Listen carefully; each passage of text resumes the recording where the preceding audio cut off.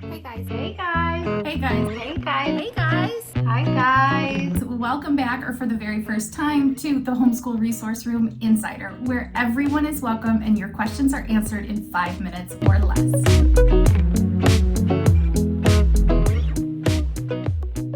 Hey, it's Ashley, and this is episode 23, brought to you by Homeschool Unit Studies ebook, your guide to a hands-on whole family education. It is available at the homeschoolresourceroom.com.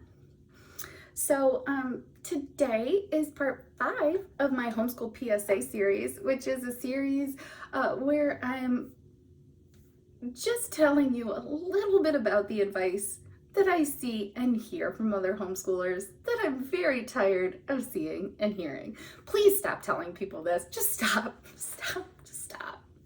This is one that I see all the time. If you ever join a group and you ask somebody about things that are going hard or things that are bad in your homeschool, this is the advice that I see most often, and it's terrible. Stop giving this advice. And you don't need to take this advice either. Although, you may want to. It's totally up to you. You're in charge. Something's really hard in my homeschool, and teaching kids is tough, and God, they're just not learning, and this is tough. What should I do? Bad advice? You're gonna see it. Just take a break. Oh, things are hard? Just take a break. Oh, things aren't going well? You should take a break. Oh, that's not working? Take a break. Listen, taking a break is not always the answer. Don't give up when things are hard. We don't do that. We're parents. You can't just take a break anytime you want to. First of all, some of us have a certain number of hours. We have 900 hours that we have to account for in Ohio. Some of you have days of homeschool that you have to count. So sometimes taking a break just isn't an option, especially if you don't want your homeschool running into the middle of June, like I don't, because my break is going to be in the summer. And I mean all summer, laying in the hammock, soaking up the sun with a lemonade with probably wine in it. So there are times when you're going to need to take a break. Sometimes when you're feeling burnt out, you might take a step back. Sometimes when your kids are getting a little burnt out. Sometimes when you're in the same routine for a long time and it's getting boring, you might want to take a break. You don't have to stop learning. You can take a break and do something else.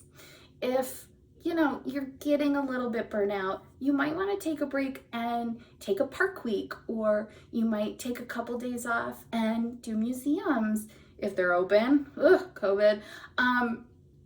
You might just take a break and do different learning activities. That's cool. If you take a break and just stop homeschooling, there are going to be some consequences. First of all, when you get out of your routine, getting back into a routine takes time.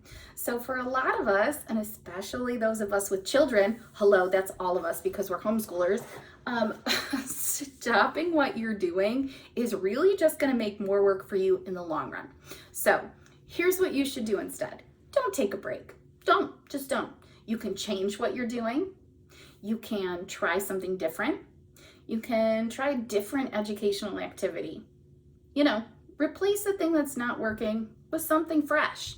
Maybe all you need is like something new, something novel. Don't just stop. And if you are a person who loves to get on the internet and tell everybody that the answer is taking a break, stop it. No more. No, that's not good advice. There are different things that you can do other than just giving up. Don't give up. Just keep chugging along. And if you do really need a break, take one.